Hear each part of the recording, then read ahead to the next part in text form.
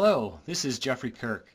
Several years ago, I hosted a series of interviews called the Web Genius Summit. This is one of those interviews. Please note that any links provided in this recording are likely no longer useful as intended. Products mentioned may or may not be available, but lessons discussed in this video still apply. With that, I hope you enjoy this abridged episode of the Web Genius Summit. Since this is our first call, let me just take a moment to give a big picture view of what we're going to be covering in the coming weeks. My company has been creating websites and helping businesses with their internet marketing since 1995. That actually makes us quite old in this industry. I get a lot of questions from people every day about this new thing or that new thing, or how to do this or go and accomplish that. It's important, though. What you can do online today has really exploded in comparison to the early days. And keeping up with the questions and being able to give you great answers has gotten more difficult because the internet universe has expanded so much. But it's important to have a place that you can turn to for those answers. So for your benefit, I have assembled and am continuing to assemble some of the brightest minds, web geniuses, if you will. I want to give you great answers to your questions by going to those who have tremendous experience within certain areas of web development and internet marketing and even business development. All these things can work together to give you a profit-pulling results. So you're going to enjoy this call today. I guarantee that if you stay to the end, you're going to walk away from here with some steps you can take right away to start improving your online success. And I'm very excited to present today's guest. Mark Joyner is with us. He's the perfect person to have on our first call to be our Web Genius headliner and kick off this series. I'm going to start by giving you a little background info in case you don't know who Mark is. He is a #1 best-selling author of over a dozen books, translated in over 20 languages.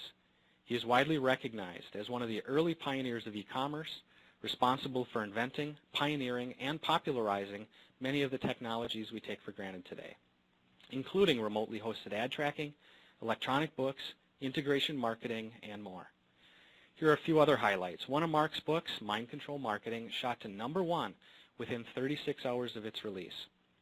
One of his websites became the 37th most visited site on the planet within 6 weeks of its release. And his pioneering ebook, Search Engine Tactics, was downloaded over 1 million times, and this was years before ebooks were common. And most remarkably, he turned a one-man operation into a multi-million-dollar international corporation. Mark earned his Bachelor of Science degree in psychology while serving in the U.S. Army in the Military Intelligence Corps. He's a Cold War veteran of military intelligence and a former U.S. Army officer. He's held a top-secret SCI clearance and has received a number of awards for his military service. Mark, even if you brought nothing else to the table, we'd certainly thank you for your military service. Thanks for having me on the call. Yeah. Did I miss anything in your bio? Anything else you'd like to add? Well, I really like fresh fruit. Is that important? It's interesting. I'm just kidding. What can you say about someone's life? I think we've all got huge stories to tell, don't we? Yeah. Well, I hope we can dig into that a little bit further. As I said, Mark is the perfect person to have on our call today, and I'm going to tell you why I say that. First of all, in my mind anyway, I believe he's a marketing genius. Many people think of websites as being an IT function, something that computer people should handle. But I've been pointing out for years that your website should be treated as a marketing function. Of course, you need your programmers to make things work, but not to decide on how things should work. If you want your web presence to boost your bottom line, think marketing. So I'm making that point strongly here by leading with a marketing mind. In fact, at the end of our conversation today, Mark's going to reveal a marketing secret that not a lot of people understand, and it can be applied to your business online and offline as well. And I can't wait to hear that, but you're going to have to stick around to the end. So that's my logical reasoning for having Mark lead off the series. I've also got some personal reasons, and we'll dig into those as we move forward. But you're not really here to listen to me talk so much, so I'm going to give most of our time over to Mark. So Mark, I'm going to start off by digging into that life experience a little bit. Ask how you moved from military to developing new internet technologies, creating an international business. Can you fill in some gaps for us? I'm thinking there might be some insights there that we can learn from. Well, there's some really interesting connections, actually. A lot of the stuff that I did in the early days of the net happened while I was simultaneously serving in the military. In fact, at that time, I didn't let a lot of people know that I was actually active duty. because I didn't want it to, interfere with the work that I was doing. And, I didn't want people to think about it one way or the other. I didn't want them to be reluctant to do business with me, and I didn't want, people who might be opposed to the military to judge my work on its own merits, or vice versa, right? Maybe somebody's really pro-military and would like me for that reason. So that was really interesting, and I was building businesses just out of just my own entrepreneurial curiosity and spirit while I was serving, and I was applying a lot of what I had learned, through my study of military strategy and tactics and human psychology. A lot of it that I started studying, well before I actually joined the military proper. And I didn't really have any formal training in marketing whatsoever. I had never read a single book about marketing. I never took any training in it. My degree that I got purely through independent study was in psychology, had nothing to do with marketing at all, although I came to discover that marketing and psychology are very closely related, of course. So, and then on the Internet, there weren't really any rule books. I mean, people weren't really doing business on the Internet. It was just sort of, it was happening, but nobody was saying, hey, this is the right way. These are the best practices. And as I went out there and I started experimenting with stuff, I started discovering, hey, I've got some ideas here that are actually working. So I started writing some articles, and people would come to me seeing, that I'd win some contest or something like that. Back in the early days, we had these little web traffic popularity contests, that were kind of a big deal then, but now, we kind of chuckle. So people would come to me and just see the results I was getting and ask me about this, and I reluctantly started writing about it more and more until I just said, well, maybe I just want to focus on this. So there was a period there where I really got great guns in my business, as a result of that. And that the interesting transition occurred when I was actually going to go be a special agent in the FBI. I went through the application process while I was serving as an artillery officer, and went through the whole process and was selected. And that's kind of a big deal. It's about 1 in 10,000 people that actually make it all the way to the end. Wow. And I was actually accepted, and the Department of Defense wouldn't release me to the Department of Treasury, which is in charge of the FBI. I had 3 months left on my commitment with my commission as an artillery officer. And the FBI said, hey, look, this kind of thing happens all the time. Don't worry about it. We'll just give you another class date later on. There's no way we're going to lose you after, putting all that time and energy into getting you in.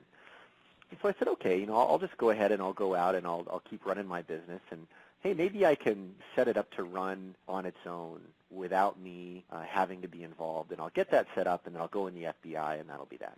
That was my plan.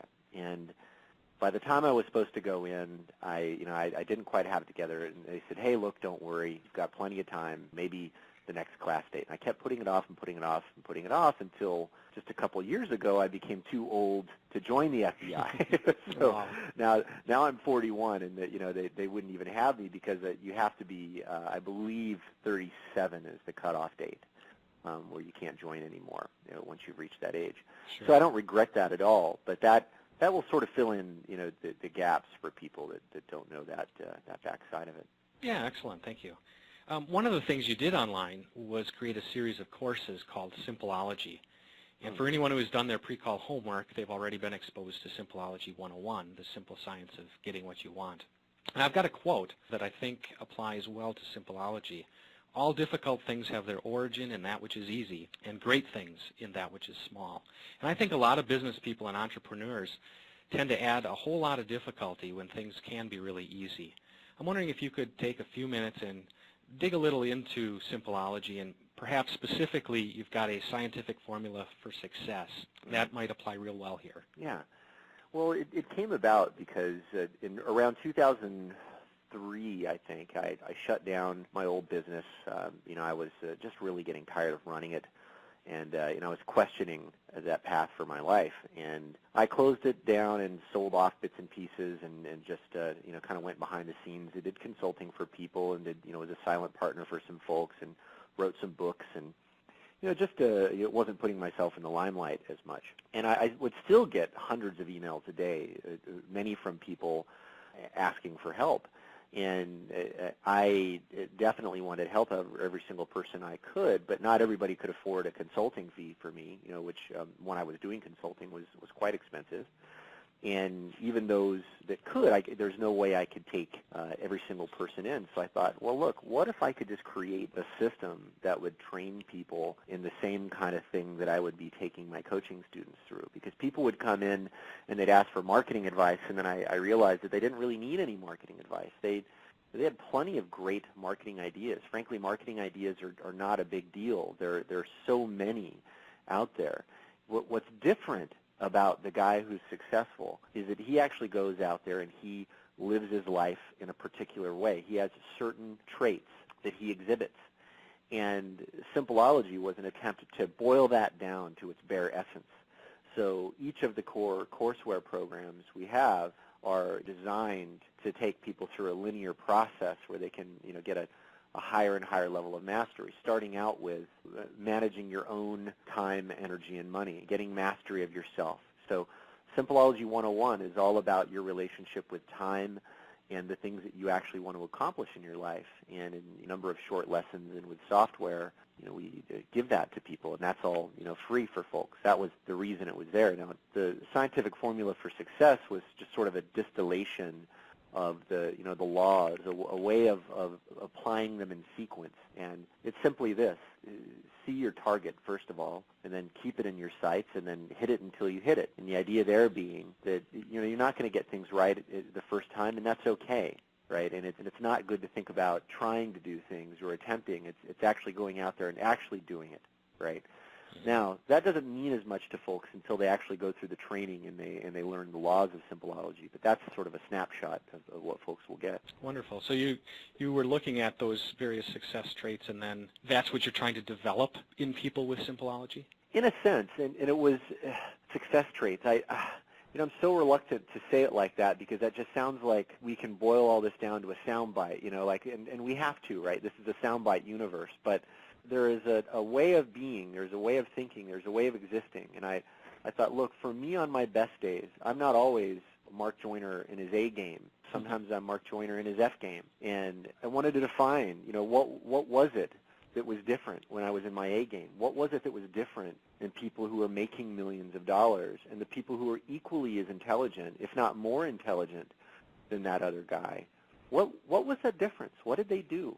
And that was what we're defining in that process. Mm-hmm. That some of this come out of your psychology studies then? Well, most definitely. I'm sure that that influenced it. Mm-hmm. Probably the most important influence was just observing human behavior, in its natural environment. I love the study of ethology. Ethology is all about studying animals in their natural habitat. And, you can find out a tremendously great amount of information in observing animals in their natural habitat. When you bring them into the laboratory environment, things are changed, right? It's not exactly indicative of what they would do. So I want to observe humans, especially successful humans, and even humans who are failing in their natural habitat and define, hey, what is the difference in the behavior traits? So I think that would be probably the most important influence in the process. Okay, very good. Well, cool. One of the reasons I wanted to have Mark on this call is a personal chance to say thanks. In the past, I know I've struggled with prioritizing tasks, keeping track of new ideas, staying on focus, and really I found Simpleology to be probably the first tool that really helped me out. And the fact that it was free was like this ultimate bonus. It was really cool. And I do, after this call, I've got some links set up for anybody listening. You can go to webgeniussummit.com/simple, and I'll have links to the different things that we talk about today, including the Simpleology 101. But another personal reason, Mark, for having you on the call, it actually comes out of the next course in your Simpleology 102, The Simple Science of Money. You've got a quote in there, and I attribute this to you all the time. When I think about this, and I think about it a lot because it means a lot to me, I think about it coming from you. But you actually give credit to this to one of your teachers, and the quote is this: "What defines a leader more than anything else is his ability to see the battlefield." And wow, when I first heard that, it really struck me. I'm running a business, working online and working offline, and getting mired in the day-to-day details, and that was just, it was really dragging me down. because I was focused on the combat, and the weapons, all the little things, but not really taking a look at the battlefield. And the battlefield was changing, and I was starting to lose sight of the possibilities. I'm wondering if you could, for the benefit of our listeners, dig into that to see the battlefield concept and maybe explain where it came from and how our listeners could also apply that in their businesses. That's a great thing to bring up, and that was exposed to me, and sadly I don't even remember the name of the U.S. Army officer who presented that concept to me, probably one of the most profound thinkers with whom I've ever had contact. He taught us in officer candidate school when I was a young man. I had served in the military intelligence corps as an enlisted soldier for a while, and then later on got a commission. And he had all these young officer candidates in the room, and these are generally a lot of very cocksure, arrogant young guys who are in that process, me definitely being one of them in the process. And he asked us all, he said, what is the skill that defines a leader? What is the one thing a leader must do? And I'll tell you, he just broke us down, because we had all these answers. We thought we knew it. And he just, everything, he shot it down. Somebody would say, communication, he would say, really? He says, so your battle plan is terrible, and you communicate it perfectly to your soldiers, and you're all dead. Great leader. Next. And he just chewed us up. And then after about a good 10, 15 minutes of this, you could just see these guys suddenly realizing, wow, here we are. We're about to go in and lead troops into battle, and we don't even know what leadership is. And he made us realize that, and that was probably one of the greatest things he could have done for us. And finally, after we all admitted defeat, that we didn't know it, and we were all taken down a few notches so that we could really learn, he said that primary function of a leader is to see the battlefield. And by that he meant that if you can't see it and understand it and know what's going on, not only know what's going on, but also navigate it and have a plan to execute within that, all of that is presupposed in seeing the battlefield, right? And when he says the word see, he doesn't mean just observing. He really means seeing and understanding and being able to analyze and then being able to function within that environment. If you cannot do that, you cannot be a leader, because reality is going to come whack you right up the side of the head and teach you a few lessons. And this is so profoundly important because most of us have our nose in the map, not our nose in the actual territory itself. So Simpleology 102, the simple science of money, which I believe you were segueing into, was a way of helping people see the battlefield of money, right? Any good philosophical approach, and any teaching is that. It's a philosophy. We don't call it that, but that's really what it is. It's a way of saying, hey, here's a way of looking at and seeing and understanding the world that will bring about a particular result. Here's a way to actually see the battlefield, because you can't see the battlefield until you know how to name and understand the components of the battlefield, until you understand the dynamics of those different components. And that's what we're attempting to do in Simpleology 102 with money, is to help people name and understand those dynamics in a unique way. Excellent. What about in day-to-day? A lot of the businesses that may be on the call are trying to get their, maybe they've got an existing website and it's not doing what they need it to do, or they've come upon this next fad and think, hey, this is going to be the thing that really drives my business forward, and it could turn out to be it's just a passing fad that really has nothing for them. How does this see the battlefield concept help your business owners and entrepreneurs see their website as part of their business and move forward in a way that makes sense?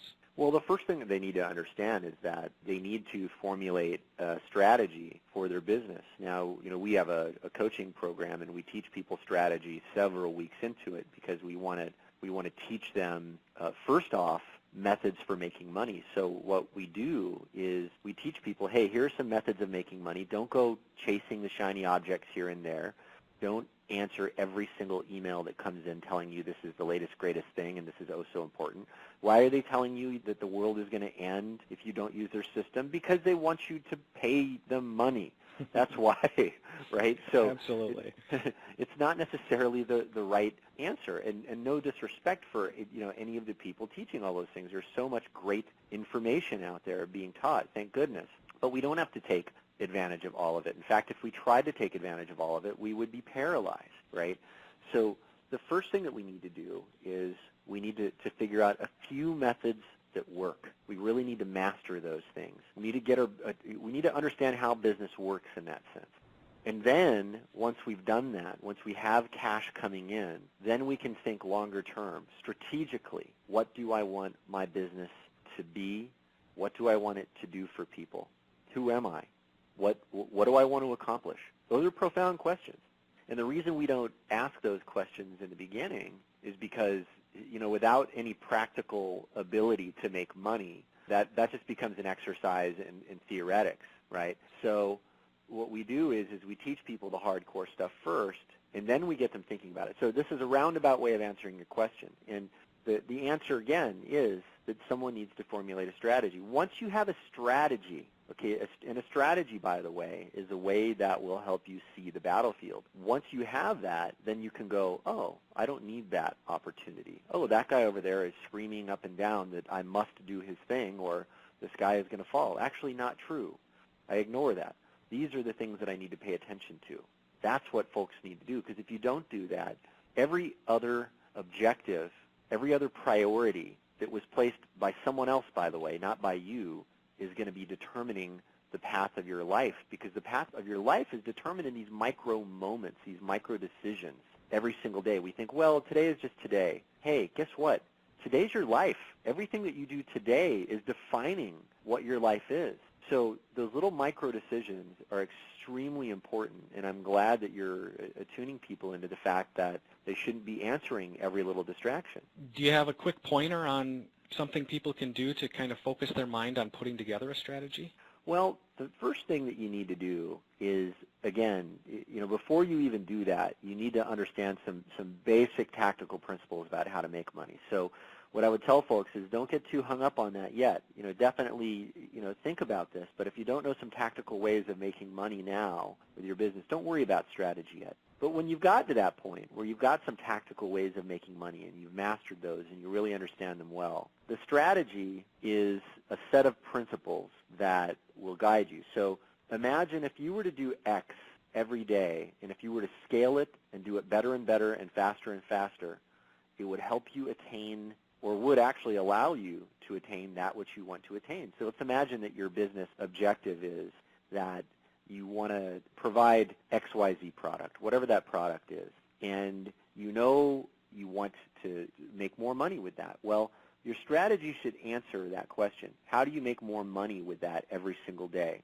So that when you are not at your best, because by the way, we have a rhythm in our life, don't we? Right? And sometimes we are not so up.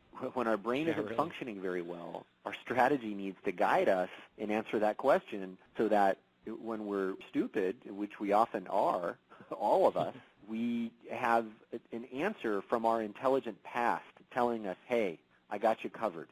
This is what you need to do. That's what strategy needs to be. Wow, that's awesome. Thanks, Mark. When I read in your biography earlier, and this is kind of getting tactical here, I mentioned a concept that you helped popularize, which is integration marketing. And, it's something that I think a lot of people have seen examples of it. They've been exposed to it. But at least in my experience, I haven't seen a lot of businesses employ it. Can you explain what integration marketing is and how our listeners could start using some of those concepts for their benefit? Absolutely. Well, integration marketing is a phrase that I coined many years ago to describe a phenomenon or a set of phenomena that I was observing in business. Now, first I want to make an interesting distinction. There is a concept that's taught in business schools called integrated marketing communications. Totally different concept, okay? Now, IMC is all about making sure that your branding message and all of your communication that you put out in your marketing is all congruent and is all sending the same message from end to end across the board. Extremely important concept, but not integration marketing. Integration marketing is a totally different thing. So the reason it came about was Well, I'll tell you a couple of stories that will help people understand it, and not only understand, how I started observing it, but also to give them a clue as to how they can apply it simultaneously. So Joe Sugarman is a close friend of mine, and I had the good fortune of getting to meet him many years ago. If you guys don't know who he is, he's perhaps one of the most important figures in the history of direct marketing. He's the guy who first used 800 number ordering online. He was a pioneer of infomercial marketing. He's widely recognized as one of the greatest copywriters ever, without question. I mean, if you were to ask great copywriters who were the top 5, he would always be in the top 5. You've probably seen his blue blocker sunglasses.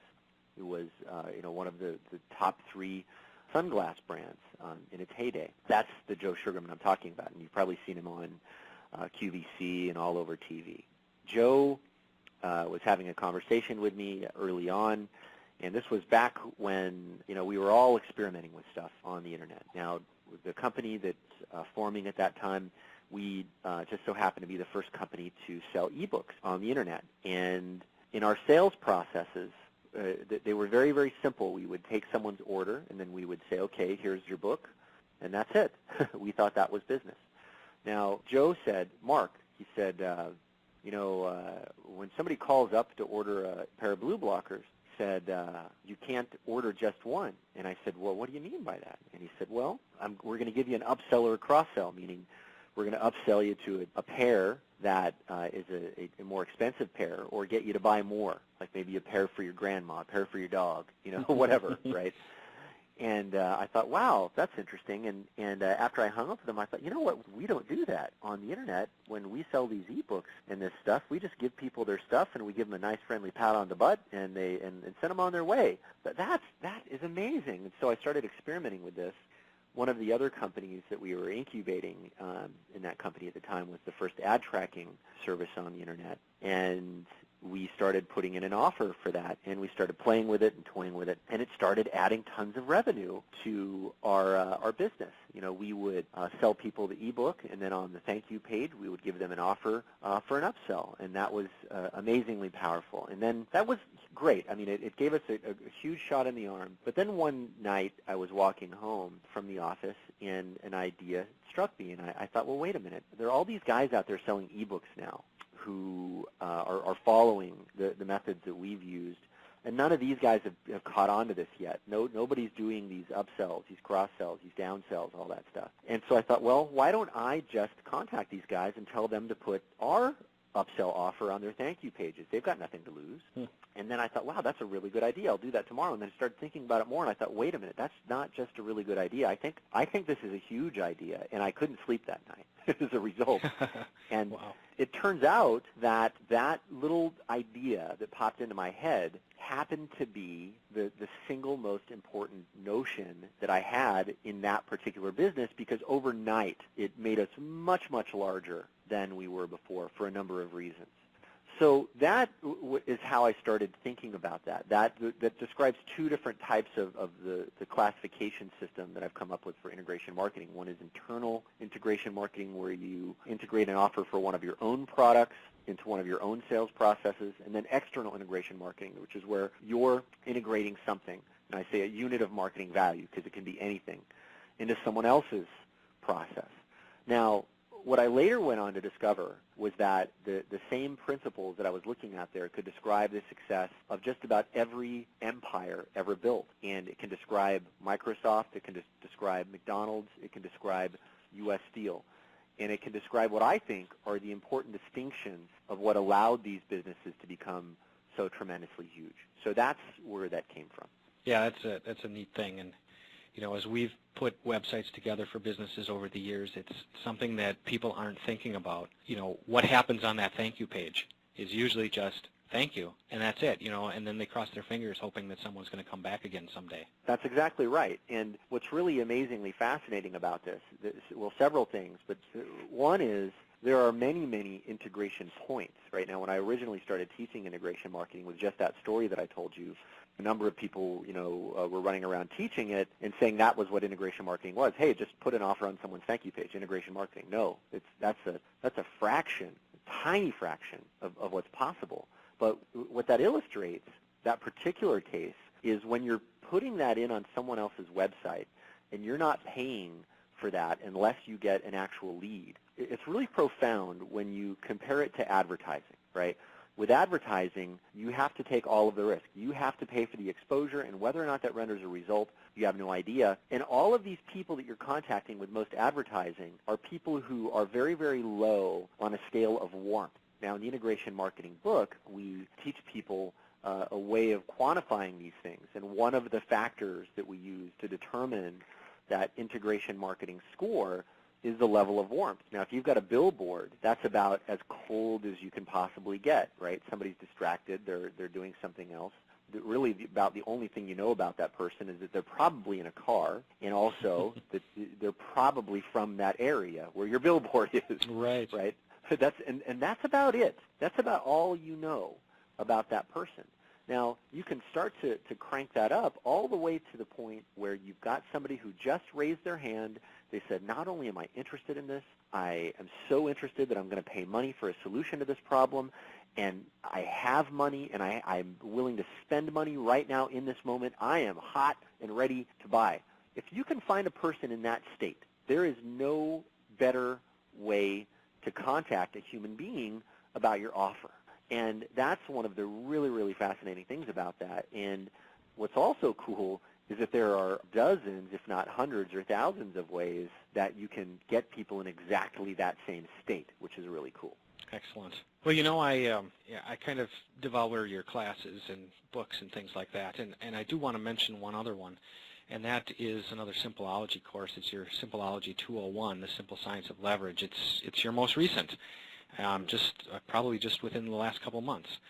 And I was on the phone on your live calls, for 4 hours on just this one subject of leverage, and we don't have that kind of time today, obviously. But, you make a statement of, to succeed in your life, you must leverage or die trying. You really only have these two choices.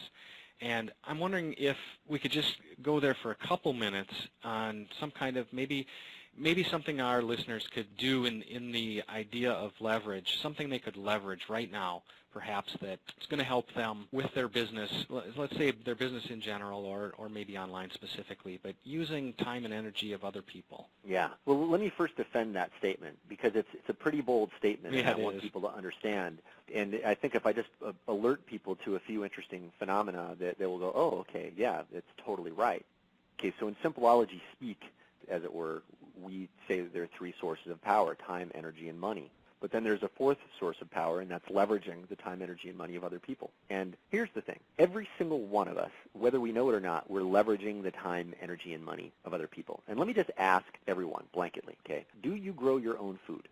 All of it. Every bit of it, okay? And I would imagine that there is no one on the call who's going to say, yes, I grow every single bit of my food myself.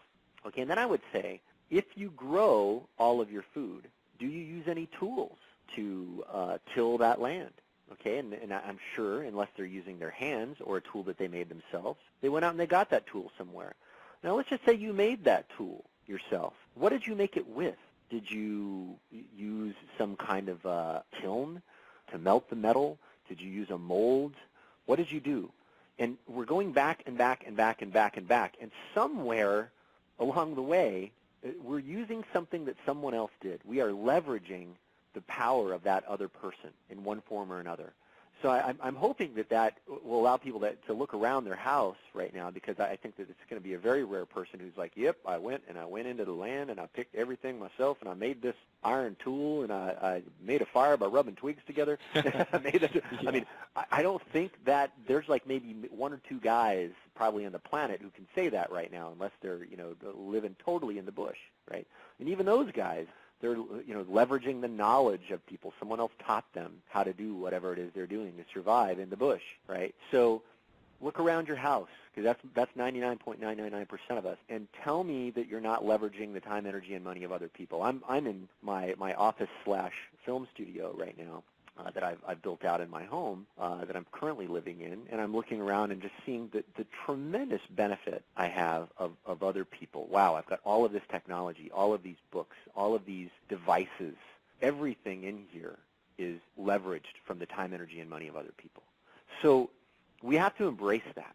And so what I would say is, if we can become aware of that, then we can say, wow, there is going to be some arbitrage in there somewhere. Arbitrage being a trade that we can make where we're going to make more from that trade than we would have put into it, right? This is the way profit is made. When you find a guaranteed return on something. Let me give you an example. Let's imagine that you spend X number of hours of your week cooking food and cleaning your house and doing all these other things, okay?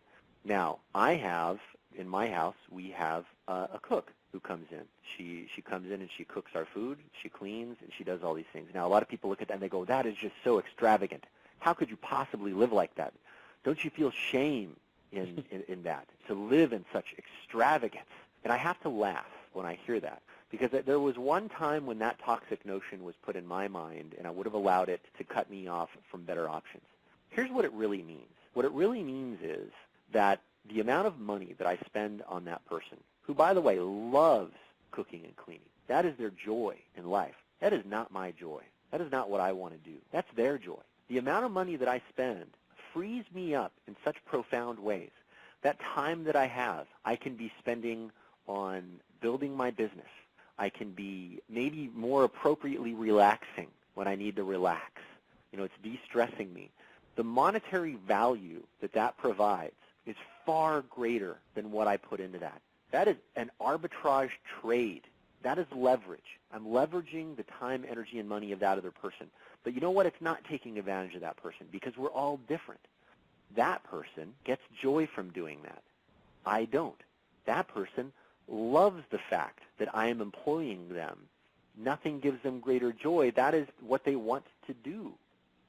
That is a wonderful thing, and that encapsulates the essence of what leverage can do for your life and for your business. Cool. And that, for any business, I think we've all got to get to a point of leverage. Otherwise, I think your original quote that you must have leverage or die trying really comes into play, because it's such a struggle. If you insist on having to do everything yourself, you're just always going to be fighting uphill. And whether you know it or not, you're not doing everything yourself, right? Mm-hmm. Yeah, by your examples there, sure.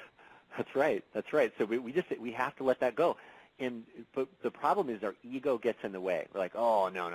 I can do everything better than everyone else. You know what? Good luck with that. Because I'll tell you right now, having gone through that, I'm sure that every arrogant entrepreneur, and we've all got a touch of arrogance, otherwise we wouldn't be entrepreneurs, that we have to fight to a certain extent. Having gone through that myself, I will tell you, I was so glad when I was able to let that go. It had a profoundly positive impact on my life. Excellent. I'm going to have a link to the leverage course on the website as well at webgeniussummit.com/simple. Now, I want to switch gears just a little bit. I'm moving out of Simpleology, Mark. Okay. You were the first to introduce me to a concept called the Zeigarnik Effect. And when I first heard that, I thought it was amazing. And could you just share with us what that is and how this is such an important thing in marketing efforts? Sure, absolutely. Well, it's interesting you bring this up. The concept is actually greatly misunderstood.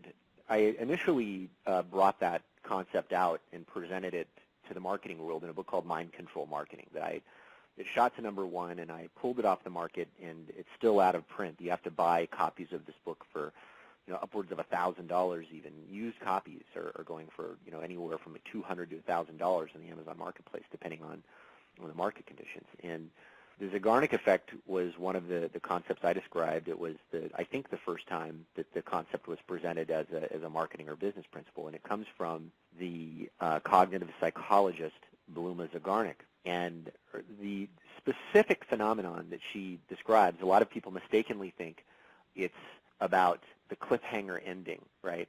But it's not really. It's more about why a cliffhanger is powerful, right? Mm-hmm. So here's the example. So she was observing waiters and waitresses as an ethologist, more or less, looking at them in their natural environment. And she made a really interesting observation. She said, these guys are able to remember orders up until the point, even very, very complicated orders, up until the point that they're delivered. But if you're to go ask a waiter or waitress after the order is delivered, you'll find that it almost completely wipes away from the memory banks. They can't remember it at all. And she went out and she did a whole bunch of testing on this to prove with statistical significance that this phenomenon was indeed consistent. And she found that this is greatly consistent, that waiters and waitresses would, in fact, for the most part, remember orders very, very well before they were delivered. But then once they were delivered, there was a very quick decay, almost instantly. They would go out of their minds. And her theory was that people tend to remember things that are incomplete in their life, right? Now, the corollary to this that is unique in mind control marketing that sort of became a staple of the marketing world is that you can apply this phenomenon and it can describe a number of interesting things that artists and marketers and propagandists do to play with people's minds. And that brings us to the cliffhanger, right? Mm-hmm. If you don't complete something, people are more likely to want to complete it, right? So Zeigarnik was talking about the fact that people would remember stuff. And in mind control marketing, we present it as a theoretical underpinning for a principle of persuasion, saying, hey, when somebody is presented something that's incomplete, you can dictate their behavior to a certain extent by using that. Let me give you a couple of really, really interesting examples. So if you watch CNN headline news, you may or may not be into sports. Are you into sports much? Not a whole lot. Not a whole lot, okay. But I bet there are some times where you ever know they got the sports trivia question. Have they ever got you to sit and watch CNN until you would hear the answer to the sports trivia question? Absolutely, absolutely. It's amazing, right? You don't even care about sports, but because they said, hey, who was the winner of the 1955 World Series from the Podunk? Who was the pitcher for the Podunk Padres? And I mean, you're like, I cannot care less. Right, but now suddenly you have to know. Suddenly you have to know. Now, this, of course, is greatly intensified if we say this to someone in a way that is congruent with something about which they're greatly interested. So, for example, if I were to say, Jeff, I know somebody who is interested in doing a huge, huge story on primetime television about the Web Genius Summit. Give me a call back, and I'll fill you in on the details. How long is it going to take you to return my call if I left that message on your machine? Yeah, practically no time at all. You're like, your wife is calling you. I mean, it doesn't matter. Nothing is more important than that. Why? Because that's something profoundly huge. So we can use this as marketers. Now, this is one of the reasons why I took mind control marketing off the market, was because this is something that's so profoundly easily abused. Right, and I re-released it in ebook format, with an ethics class for people saying, look, this is what will happen to you if you use this unethically. It totally blows up in your face. And I don't just mean that as some spiritual karmic principle. I just mean practically it will blow up in your face, right? That's, so it's bad for you and for the other person if you don't use it in a healthy way. And so, but with that said, we can use this in our marketing as long as we use it honestly and as long as we do pay people off. Like, there are often times when people will promise a payoff, but then they don't deliver on that. Well, there's a word for that. It's called bait and switch, right? We don't want to bait and switch. We want to bait and pay off, right? We want to make sure that everything we promise is something that we fulfill. It's a really important ethical principle I think every business owner should drive constantly to live up to. Sadly, not all of them do, but that's the key. But the point is, if you can use it with that kind of ethical underpinning, you can get sometimes a double or even a 10 times increase in the response of your advertising by using that judiciously. Wow, cool. I do want to respect everyone's time. We've got about 10 minutes left or so. I've got one real good question for you left today, but before I go there, if I was going to open up the phones and allow those that are listening on the webcast to enter some questions, but I see there's already a good question that somebody has submitted here, so I'm going to throw this in, and then we'll see where we go from there. If you do have a question for Mark, first off, I should ask you, are you okay with taking questions? Yeah, I've only got time for a couple, but okay. Yeah, I don't want to get beyond our time limit here, so. Actually, I think the webcast would probably be the best way to ask one because it can be short and not go on. If you're listening on the web, you can just type in the box off to your left. If you do have a question and you're on the phone, you can hit *2. That'll raise your hand. I'm not going to guarantee that we'll take it, but if you've got something specific, go ahead and do that. But here is a question, Mark, that came in a little while ago. You had brought up the billboard and, rather one of the coldest ways of reaching someone. And a question that came in is, how do you get people to be in that warm state? It says we sell basic products and they're looking to increase sales. Basic products. What do they mean by basic products, Well, I wonder? I don't know either. Huh.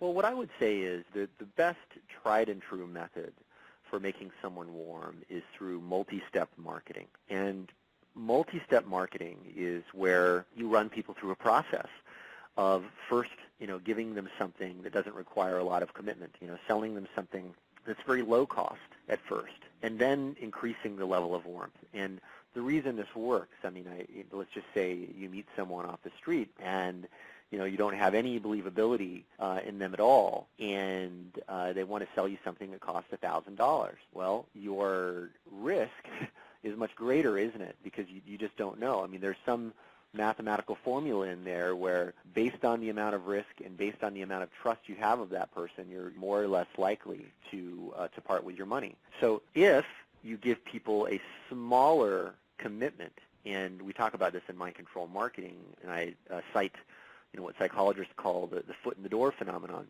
If you use that, you can slowly build up warmth up until a point where people will give you large sums of money because they know that you're going to help them and they know that you can be trusted. Okay, good. I had gotten a message saying basic products like event accessories was the answer to the what kind of basic products. Okay. That's an interesting classification, basic products. I don't mean to belittle them at all. I'm Sure. wondering why they consider that basic, right? It's fascinating. Mm-hmm. How about, I'll take one call off the phone. I'll take the first person who responded here. You're on the line. You're from Milwaukee? Hi, is that Germantown? Okay, it's you. You answered my question. Okay, awesome. That was you. Okay, great. Okay, yeah. I know, because we have a hard time because people call in that they want this specific product for an event they're doing, and how to get them to order more than what they're doing, because they have a very fixed budget that they have to work with. So, it's kind of hard to get them to order more because they have their limitations. Well, you don't want to just get them to order more. Think instead of thinking how to serve their needs, right? If the question we ask is how do we make more money, our marketing is not going to be the right thing. It's not going to be service to someone else. Mm-hmm. Think how can you better service their needs and step into that frame of mind that they're in and then satisfy that need.